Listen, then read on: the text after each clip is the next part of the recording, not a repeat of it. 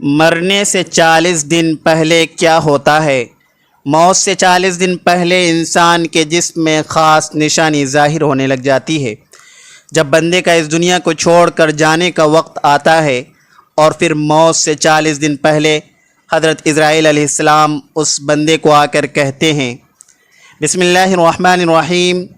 ایک مرتبہ ملک الموت یعنی حضرت عزرائیل علیہ السلام حضرت یعقوب علیہ السلام کے پاس پہنچے تو حضرت یعقوب علیہ السلام نے پوچھا، کیا تم میری روح قبض کرنے کے لیے آئے ہو یا مجھ سے ملاقات کرنے کے لیے آئے ہو؟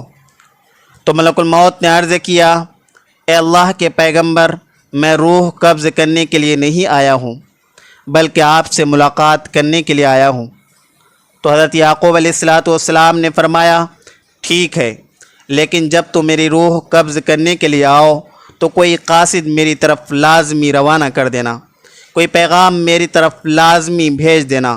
تو ملک الموت نے کہا، میں جب آپ کی روح قبض کرنے کے لیے آؤں گا تو اس سے پہلے 2 یا 3 قاصد آپ کی طرف روانہ کر دوں گا اور وہ آپ کو اطلاع کر دیں گے۔ چنانچہ ایک وقت آیا جب ملک الموت حضرت یعقوب علیہ السلام کے پاس اچانک آ گئے اور روح قبض کرنے کی بات کہی تو حضرت یعقوب علیہ السلام نے فرمایا کہ تم نے تو مجھ سے وعدہ کیا تھا کہ میں تمہاری روح قبض کرنے سے پہلے کوئی قاصد بھیجوں گا، کوئی پیغام دینے والا آپ کے پاس بھیجوں گا، اچانک روح قبض کرنے کے لیے نہیں آؤں گا۔ تو ملک الموت نے کہا، میں نے آپ کی طرف قاصد بھیجا تھا اور وہ بھی 3 قاصد بھیجے تھے۔ حضرت یعقوب علیہ السلام نے فرمایا کہ وہ کون سے قاصد ہیں؟ ملک الموت نے فرمایا، پہلا قاصد یہ تھا کہ جب آپ کی داڑھی اور سر کے بال جو سیاہ تھے وہ سفید ہونے لگیں گے۔ دوسرا قاصد میرا یہ تھا کہ آپ کے جسم میں جو طاقت اور توانائی تھی وہ ختم ہونے لگ جائے گی اور آپ کے جسم میں کمزوریاں لگے گی۔ اور تیسرا قاصد میرا یہ تھا کہ آپ کی کمر جو بالکل سیدھی تھی وہ آہستہ آہستہ جھکنے لگے گی۔ تو یہ تینوں نشانیاں ملک الموت نے بتلائی ہیں، اور ملک الموت یعنی حضرت عزرائیل علیہ السلام نے فرمایا کہ ہر مرنے والے کے پاس تقریباً میرے قاصد آتے رہتے ہیں، لیکن لوگ ان کو نہیں سمجھتے، لوگ ان کو نہیں مانتے۔ اگر مرنے والا بندہ اپنی زندگی میں نیکیاں اور تقوی پرہیزگاری اختیار کرتا رہا، پھر اس کی موت کے بعد اس کا چہرہ خوبصورتی سے چمک اٹھا تو یہ ایسی علامت ہے جس سے اچھا تاثر لیا جا سکتا ہے اور اس بات کی امید کی جا سکتی ہے۔ مثال کے طور پر مرنے کے بعد لوگ اس کی تعریف کریں گے اور اس کے لیے دعائیں کریں گے، تو یہ اس کے لیے نیک ہونے کی نشانیاں ہیں۔ اسی طرح زندگی میں اچھے لوگوں کی صحبت بھی انسان کے نیک ہونے کی نشانی ہے۔ حسن خاتمہ کے بہت سے اسباب ہیں جن میں اللہ کی اطاعت پر استقامت، اللہ تعالیٰ کے بارے میں حسن ظن، سچائی، پرہیزگاری، توبہ، موت کو کثرت سے یاد کرنا اور دنیاوی چاہت مختصر کرنا، آخرت کی فکر اور نیکوکار لوگوں کی صحبت قابل ذکر ہے۔ ناظرین، روح جب جسم کو چھوڑنے کے لیے بالکل تیار ہو، یعنی موت سے تقریباً 24 گھنٹے پہلے، تو ہاتھ پاؤں، گھٹنوں کی جلد پر محسوسات ختم ہو جاتی ہے اور ان کا رنگ بدلنا شروع ہو جاتا ہے اور نیلا رنگ اختیار کرنا شروع کر دیتا ہے۔ یہ نشانی واضح نشانی ہے جس میں سانس اکھڑنا شروع ہو جاتا ہے اور بے ترتیب ہونا شروع ہو جاتا ہے اور دھیرے دھیرے سے بجھ جاتا ہے۔ حضرت عائشہ صدیقہ رضی اللہ تعالی عنہا سے روایت ہے کہ رسول اکرم صلی اللہ علیہ وسلم نے ارشاد فرمایا کہ جب اللہ تعالیٰ کسی بندے کو نیک بخت بنانا چاہتا ہے تو مرنے سے پہلے 1 سال پہلے ایک فرشتہ اس کے پاس بھیجتا ہے اور وہ اس کو درست کرتا ہے اور نیک عمل کی طرف خواہش دلاتا ہے یہاں تک کہ وہ نیک حالت میں مرتا ہے، اور سب لوگ کہتے ہیں کہ یہ شخص نیک حالت میں مرا ہے۔ اور جب ملک الموت حاضر ہوتا ہے اس وقت اللہ تعالیٰ اس کی آخرت میں رہنے کی جگہ، یعنی وہاں کے سامان اور راحتوں کو جو اللہ پاک نے اس کے لیے مہیا کر رکھے ہیں، تیار کر کے رکھیں، اس کو دکھا دیتا ہے تو اس کی روح خوش ہو کر نکلنے کا قصد کرتی ہے۔ اس وقت یہ شخص اللہ تعالیٰ کی ملاقات کے لیے خواہش کرتا ہے اور اللہ اس کے ملاقات کو پسند بھی کرتا ہے۔ پھر ملک الموت روح قبض کرتا ہے، اور جب اللہ کسی بندے کے ساتھ برا کرتا ہے تو مرنے سے 1 سال پہلے اس کے پاس ایک شیطان بھیجتا ہے جو اس کو گمراہ کرتا ہے اور بہکاتا رہتا ہے یہاں تک کہ وہ بری حالت میں مرتا ہے، اور سب لوگ کہتے ہیں کہ اسے بہت بری موت آئی ہے۔ جب ملک الموت حاضر ہوتا ہے تو اللہ تعالیٰ اس کی آخرت میں رہنے کی جگہ اس کو دکھا دیتا ہے، تو اس کی روح خوف سے بدن کے اندر گھس جاتی ہے۔ اس وقت اللہ تعالیٰ کی ملاقات یعنی سامنے آنے کو یہ ناپسند کرتا ہے، اور اللہ اس کی ملاقات کو بھی ناپسند کرتا ہے۔ پھر ملک الموت اس کی روح سختی سے کھینچ کر قبض کرتا ہے۔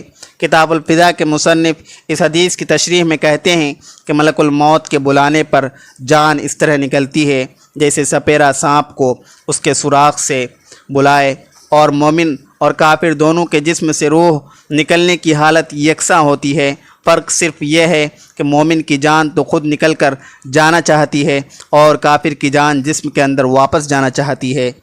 حضرت جابر رضی اللہ تعالی عنہ سے روایت ہے کہ میں نے رسول اکرم صلی اللہ علیہ وسلم کو وفات سے 3 دن قبل یہ کہتے سنا کہ تم میں سے جو کوئی مرے تو اس حالت میں مرے کہ وہ اللہ تعالیٰ کی نسبت اچھا گمان رکھتا ہو، اللہ تعالیٰ کے پاس اعمال صالح لے کر جائے۔ بس اس کا مفہوم یہ ہوا کہ اعمال صالح کی پابندی اس قدر کریں کہ مرتے وقت حق تعالیٰ کے ساتھ حسن ظن پیدا ہو جائے۔ حضرت انس رضی اللہ تعالی عنہ نے فرمایا کہ رسول کریم صلی اللہ علیہ وسلم نے ارشاد فرمایا کہ دیکھو، تم میں سے جو کوئی مرے وہ اس حالت میں مرے کہ وہ اللہ پاک کی نسبت اچھا گمان رکھے، کیونکہ اللہ تعالیٰ سے اچھا گمان رکھنا جنت کی قیمت ہے، یعنی جس کو حق تعالیٰ سے حسن ظن پیدا ہوگا وہ جنت میں چلا گیا۔ روایت میں ہے کہ حضرت عمر فاروق رضی اللہ تعالی عنہ نے فرمایا کہ رسول کریم صلی اللہ علیہ وسلم نے فرمایا کہ جب اللہ تعالیٰ کسی بندے کو درست رکھتا ہے اس کو شہد جیسی خوشگوار چیز دیتے ہیں، یعنی اعمال صالحہ اور اخلاق حسنہ کی توفیق عطا فرماتے ہیں۔ صحابہ نے پوچھا کس طرح شیری کرتا ہے؟ آپ نے فرمایا مرنے سے پہلے نیک کام کرتا ہے، یہاں تک کہ اس کے پڑوسی اس سے خوش ہو جاتے ہیں۔ حضرت سلمان فارسی رضی اللہ تعالی عنہ سے روایت ہے کہ میں نے رسول کریم صلی اللہ علیہ وسلم کو یہ فرماتے ہوئے سنا ہے کہ میت کو موت کے وقت پیشانی سے اگر پسینہ آئے، آنکھوں سے آنسو آئے اور ناک کے سوراخ کشادہ ہوں تو یہ اللہ کی خاص رحمت ہے جو اس پر نازل ہوتی ہے۔ گلے میں سے ایسی آواز نکلنا جیسا کہ جوان اونٹ کا گلا گھونٹنے سے آواز آتی ہے، اور اس کا رنگ بدرنگ ہو جائے اور منہ سے جھاگ نکلے تو یہ اللہ کا عذاب ہے۔ ناظرین گرامی، اللہ تعالیٰ نے عرش کے نیچے درخت پیدا کیا ہے، اس کے پتے تمام مخلوقات کی گنتی کے برابر ہے، اس کا نام سدرۃ المنتہا ہے۔ جب بندے کی زندگی کی عمر ختم ہو جاتی ہے، 40 دن باقی رہ جاتی ہے، تو حضرت اسرائیل علیہ السلام کے سامنے اس کا ایک پتا گر جاتا ہے، اس پر اس بندے کا نام لکھا ہوتا ہے۔ اس وقت کے تمام فرشتوں اس کو مردہ کہتے ہیں، یعنی مردوں میں شامل کر لیتے ہیں، اور وہ دنیا میں 40 دن تک زندہ رہتے ہیں۔ جب 40 دن پورے ہو جاتے ہیں تو ملک الموت اس کے پاس آتا ہے اور اس کے سامنے بیٹھتا ہے۔ اس وقت بندہ اپنی موت کی تکلیف میں ہوتا ہے۔ جب ملک الموت کو دیکھتا ہے تو گھبرا کر پوچھتے ہیں کہ تم کون شخص ہو اور تمہارا کیا ارادہ ہے؟ وہ کہتا ہے کہ میں ملک الموت ہوں، مجھے تمہاری روح قبض کرنے کا حکم ہوا ہے۔ یہ سن کر وہ منہ پھیل لیتا ہے اور آنکھیں قطراتا جاتا ہے۔ ملک الموت کہتا ہے کہ تو مجھے نہیں پہچانتا، میں وہ ہوں کہ جس نے تیرے رشتہ دار اور تیرے ماں باپ کی روح قبض کی ہے، اور آج تیری روح قبض کروں گا۔ تو نے دنیا کا حال کیسا دیکھا؟ بندہ کہتا ہے کہ میں نے دنیا کو بے وفا اور مکار پایا۔ پھر اللہ تعالیٰ کے حکم سے دنیا اس کے پاس آئے گی اور کہے گی اے نافرمان، تو نے اپنے رب کی کس قدر نافرمانی کی ہے اور کس قدر تو نے گناہ کیے۔ تمہیں نصیحت کی گئی اور بہت ساری باتیں تم نے سنی، لیکن تم نے جانا کہ ہم دنیا میں ہمیشہ رہیں گے۔ یاد رکھو میں تجھ سے اور تیرے اعمال سے بیدار ہوں۔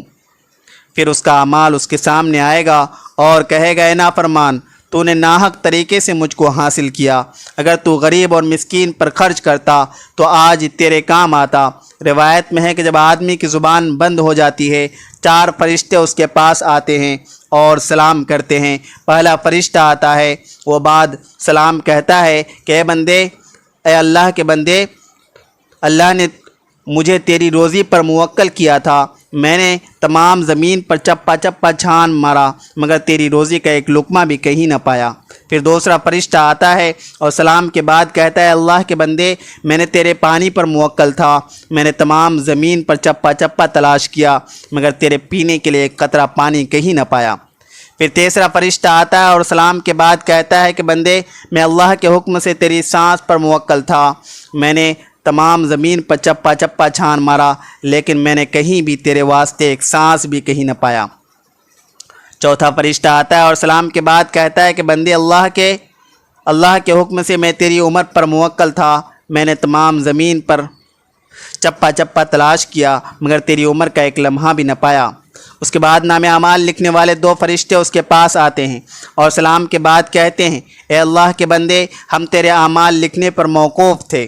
وہ نام اعمال اس کو دکھائیں گے اور کہیں گے دیکھ یہ تیرا نام اعمال ہے۔ اس میت کی آنکھوں سے آنسو جاری ہوتے ہیں اور دائیں بائیں دیکھتا ہے اور نام اعمال پڑھنے سے ڈرتا ہے۔ اس کے بعد ملک الموت اس کی روح قبض کرتے ہیں۔ روایت میں آتا ہے کہ ربیع بن انس رحمۃ اللہ علیہ سے کسی نے پوچھا کہ ملک الموت تنہا ہی سب کی روح قبض کرتے ہیں یا ان کے ساتھ اور بھی فرشتے کام میں شریک ہوتے ہیں؟